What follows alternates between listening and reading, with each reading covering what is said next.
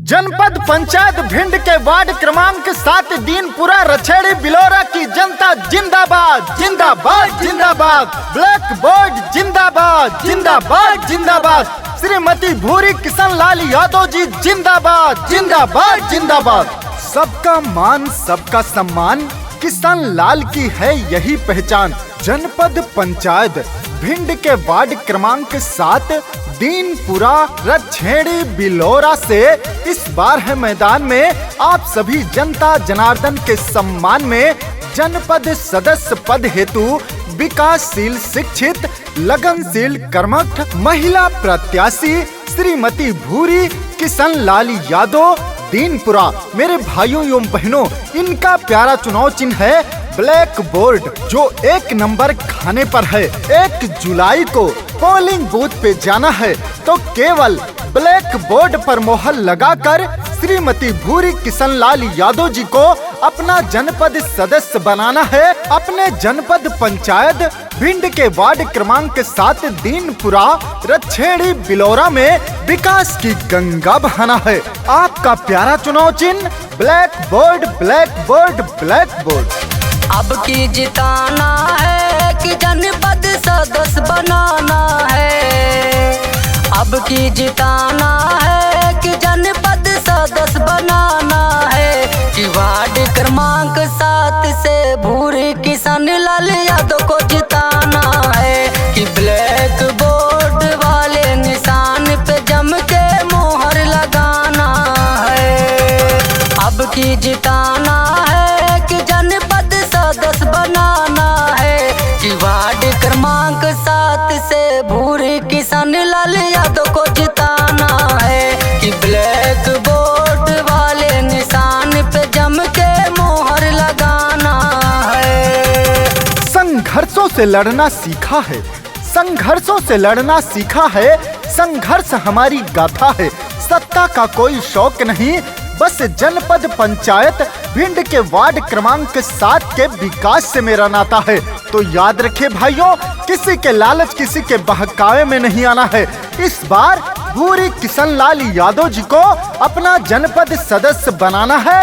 अपने जनपद पंचायत भिंड के वार्ड क्रमांक 7 दीनपुरा रछेड़ी बिलोरा में विकास की गंगा बहाना है तो केवल ब्लैक बोर्ड पर मोहर लगाना है। तो याद रखिए भाइयों, आपका प्यारा चुनाव चिन्ह black board black board black board.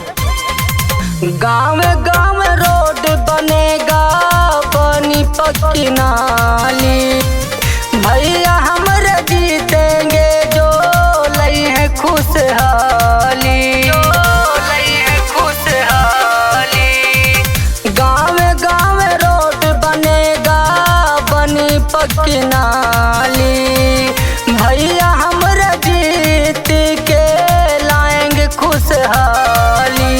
नहीं भुलाना है ब्लैक बोर्ड पे मोहर लगाना है। नहीं भुलाना है ब्लैक बोर्ड पे मोहर लगाना है। कि वार्ड क्रमांक 7 से भूरी किशन लाल यादव को जिताना है। कि वार्ड क्रमांक 7 से भूरी किशन लाल यादव को जिताना है। चाचा चाची का प्यारा चुनाव चिन्ह ब्लैक बोर्ड, दादा दादी का प्यारा चुनाव चिन्ह ब्लैक बोर्ड, गरीब मजदूर किसानों का प्यारा चुनाव चिन्ह ब्लैक बोर्ड, अम्मा बहनी का प्यारा चुनाव चिन्ह ब्लैक बोर्ड, आपके भाई आपके बेटे किशन लाल यादव का प्यारा चुनाव चिन्ह ब्लैक बोर्ड। तो याद रखिए भाइयों, इस बार केवल ब्लैक बोर्ड पर मोहर लगाना है। 1 जुलाई को पोलिंग बूथ पे जाना है तो ब्लैक बोर्ड नहीं भुलाना है। ब्लैक बोर्ड पर मोहर लगाकर श्रीमती भूरी किशन लाल यादव को जिताना है। आपका प्यारा चुनाव चिन्ह black board black board black board. दुखिया गरीबन के सपना सजाएंगे, आज रात में भैया दौड़े दौड़े आएंगे। भैया दौड़े दौड़े आएंगे। दुखिया गरीबन के सपना सजाएंगे, आज रात फोन करो दौड़े दौड़े आएंगे। माला पहनाना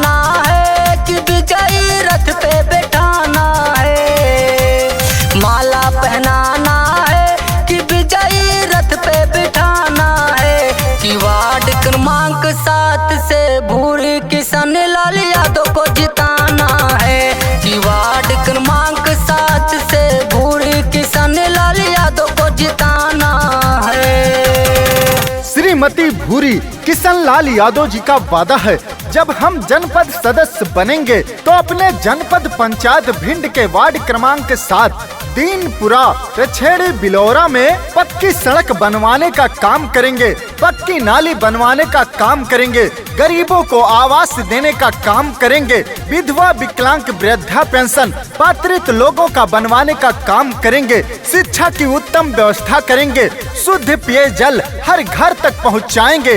याद रखिए भाइयों, सरकार द्वारा चलाई गई सभी योजनाओं का लाभ उठाना है तो इस बार ब्लैक बोर्ड पर मोहर लगाकर भूरी किशन लाल यादव को जिताना है, अपना जनपद सदस्य बनाना है। आपका प्यारा चुनाव चिन्ह black board, black board, black board. झूठा वादा नहीं करी है, वादा ये निभाएंगे।